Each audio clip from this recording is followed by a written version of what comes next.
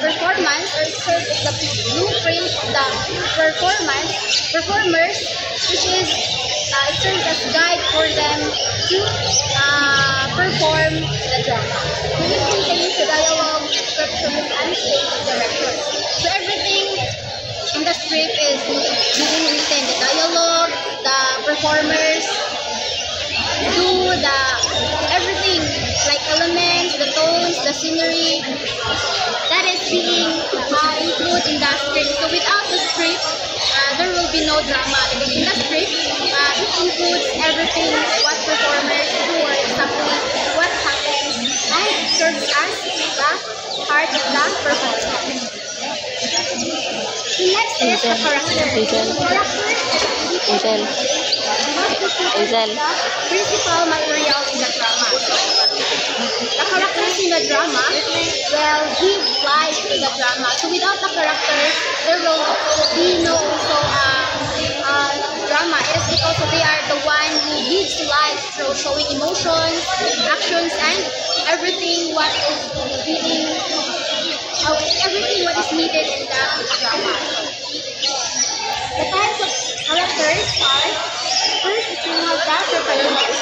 Protagonist means the main character or hero who faces the main problem. So it is a protagonist is being called the bida sa drama. So they are the one who faces the main problem of the drama. Or the other leading role. Next is we have the antagonist. Natay kontrabida, bida, nasa tayo kontrabida sa drama. So they are the one who oppose the protagonist. Next is surround.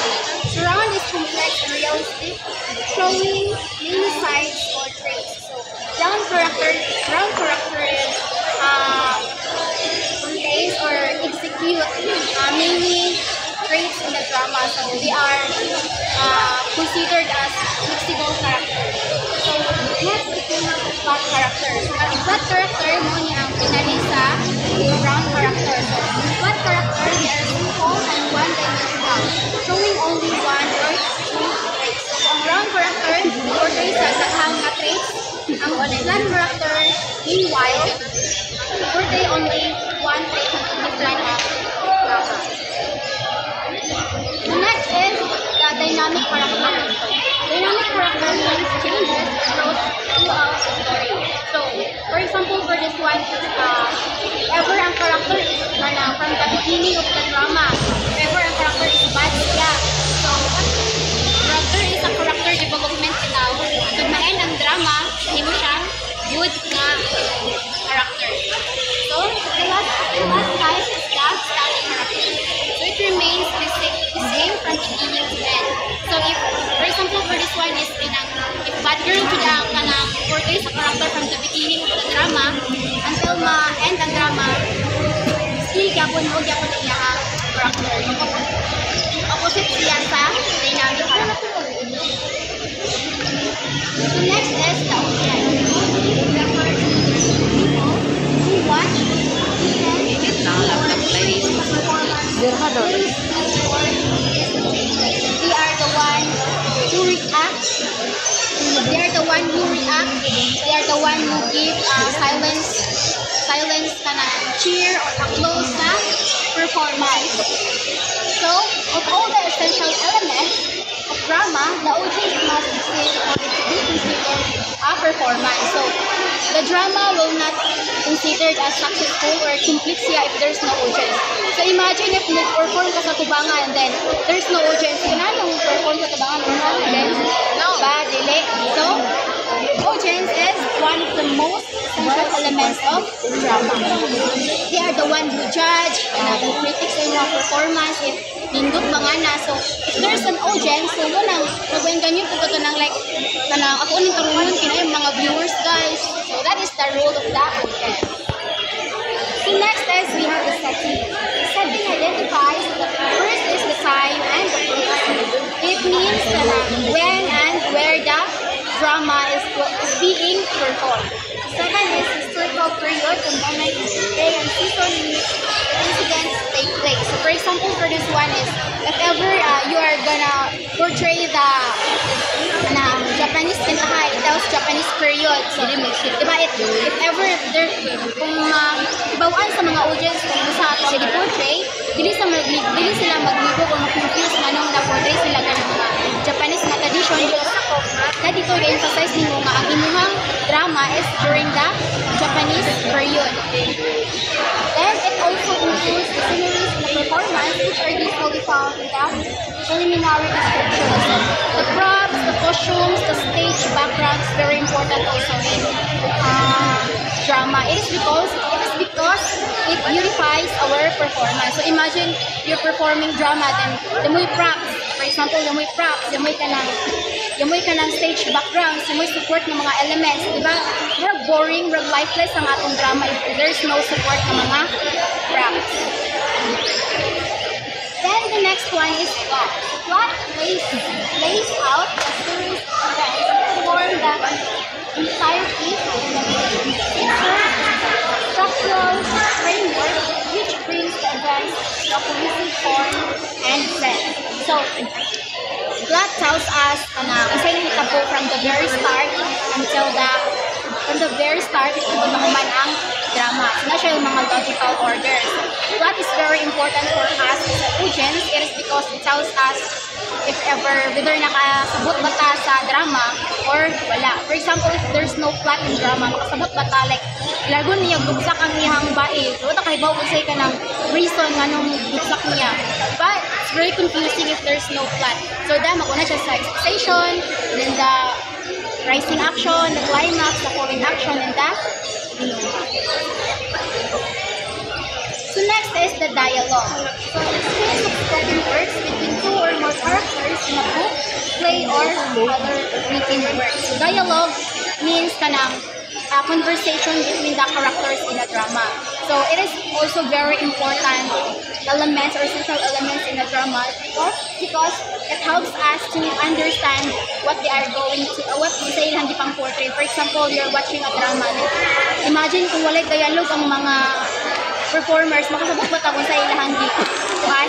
But dili, it's hard for us to understand kung sa ilang di portray if there's no conversation between the characters. So the next one is the monologue, which given by a single character in a story. In drama, it is the vocalization of the character. So, monologue means it helps audience to understand the characters better through showing sa ilang mga deep emotions, sa ilang mga struggles or like kita mo kanang drama nga gusto rin sila ilahan. Muna it helps us to know kung sa ilang mga deep thoughts or mga emotions. Muna example sa mga monologue. And the next one is the struggle, a conflict.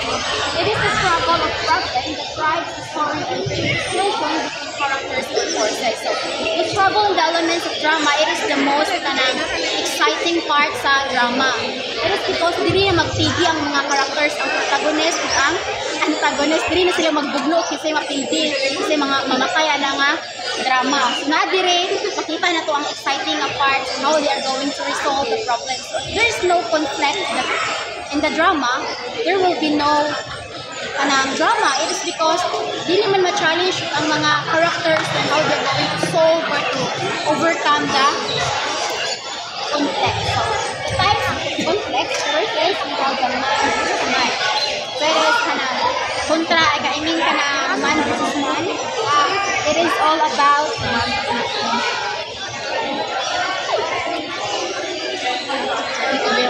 man versus man. So, it tells us about person to person, like ako kay si Rose nag-away, man versus man, like that. Protagonist and antagonist is magsangka sila. Then man versus self, ang inyong inner self na yung pagka-ikaw. Like for example, how you're going to conquer your fear. That is the one example of man versus self. Then the man versus nature. So man versus ka ng mga natural nga mga nitabo sa atong surroundings. For example, for this one is all about survival. Kintahin nga na. Survival about sa mga earthquake, mga typhoon, mga tsunami. That is one example of man versus nature.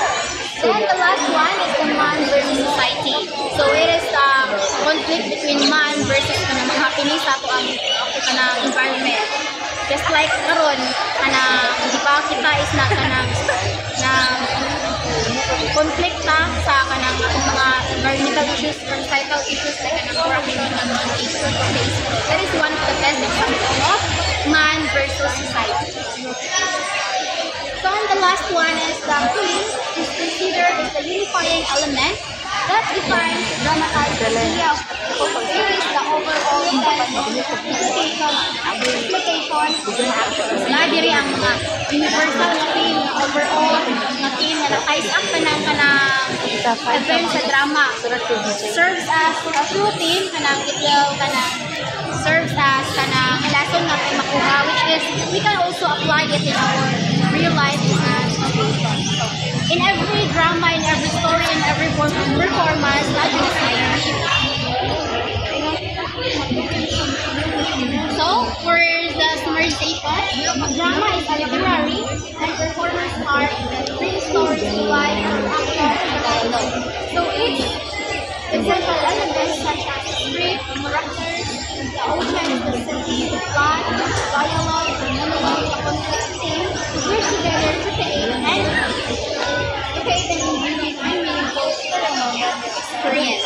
So understanding the essential elements of drama will help allow both viewers and performers to appreciate how drama is being created or constructed.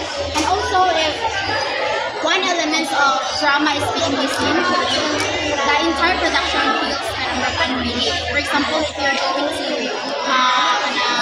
one element of drama is ma-miss tayo siya. For example, nag-drama mo without character. Diba mo man ba ang production na kulay pan? Diba? Dapat hindi nyo siya ma-miss. Dapat ties up din silang kanan. So, that's all.